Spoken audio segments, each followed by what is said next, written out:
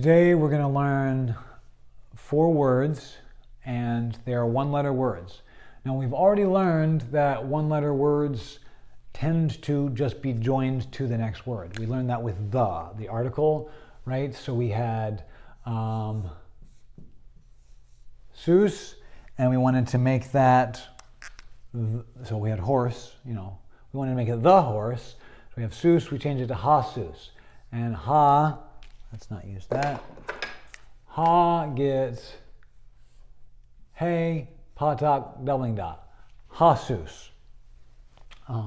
So technically we've got 2 stomachs there. But anyway, so that goes horse, the horse. Now, let's say we're going to learn some new words. We're going to learn the conjunction and, which is simply a vav.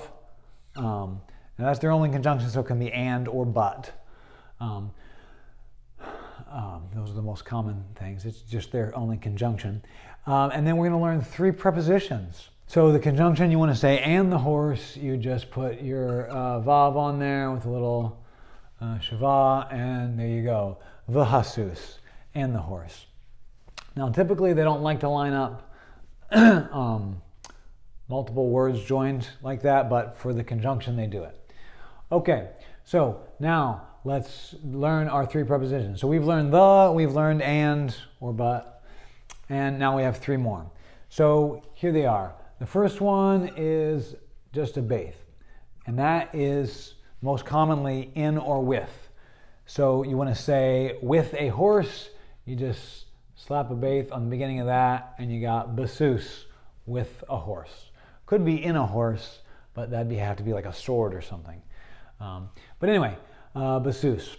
Okay, now let's put it on something else. With a king. B'melek. B'melek. With a king or in a king. Okay, so most commonly in or with. Now, and then of course you can put plural endings on the end of those, however you want to do that. We learned those last week. The next one you need to learn is the kaf, which is like or as, most commonly. So you want to say like a horse, he ran like a horse. It's just kasus, like a horse. Same thing, you could just make this a kaf, and there you go, kamelek. He ruled like a king, kamelek. He ruled as a king, like or as. And then the last one, it's very, very common, is the lamed, and that's 2 or 4. He walked up to the horse, lasus, or perhaps he made a saddle for a horse, lasus. Lamelek, this is a gift, lamelek, to a king. Okay, so the ways to remember, we've got in with, like as, 2 or 4. Think about addressing a present, right? This is to my dad, or this is for my dad. There's some overlap between those 2 prepositions. Same thing here, right? If there's a group of people and I am with them, then I'm also in the midst of them. So in or with. And like or as, those are almost synonymous in English as well. So that's some ways to help you remember those, and you'll have to come up with some sort of memory device. I think I remember when I was 18 learning this. If you think of this lamed as like a hand pointing up, this is to or for you. Just something silly. This you can think of this if you remember charades.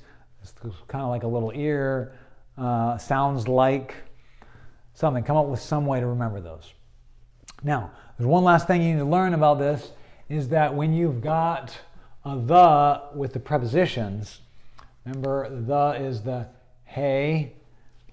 Boy, this marker's no good.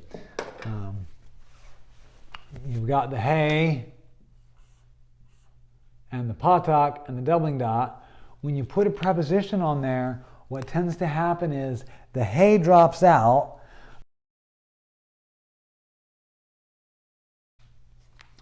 hey, a hey is a weak letter. You can tell it's not much of a, it's not a very strong letter. So it drops out a lot. So, and it just leaves you with, so in the horse, the only difference is instead of having the shava there, you've got that left over. And sometimes, if this letter can accept it, sometimes you'll have the doubling dot left over. So that's the only marker indicating that that is definite, even though the hey drops out. That's kind of unfortunate, but yeah, you'll see that sometimes in the Bible. You'll be reading along, and you'll see is that with a horse or with a king. You're like, I wonder why we're getting a full vowel there and not a little shava. Oh well, I noticed this, and sometimes I notice there's a doubling dot there. Now if it's a aleph or some letter that won't receive the doubling dot, then you don't have that. But this is a little clue to say this is actually in or with the king, ba melech, not bu melech, ba melech. So that vowel is typically the only indicator there. So a lot of times you'll notice that the weak letters drop out of Hebrew words. We do the same thing in English.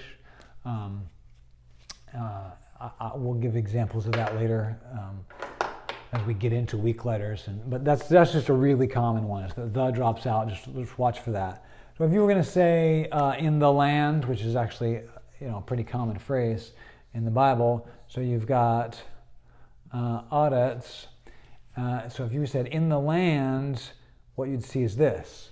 And that's not in a land, that's in the land. Remember, the doubling dot compensatorily lengthened this patak into a kametz.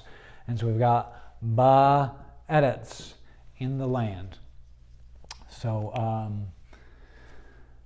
so that's just the last little sticky point about learning these three prepositions, the one-letter prepositions. There's other two-letter prepositions. Those tend to be joined with a little hyphen, a makaf, and three-letter prepositions stand as their own word with a space.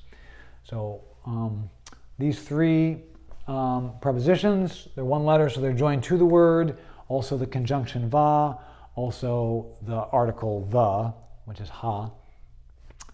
Those 5 one-letter words are joined right onto the word that they modify.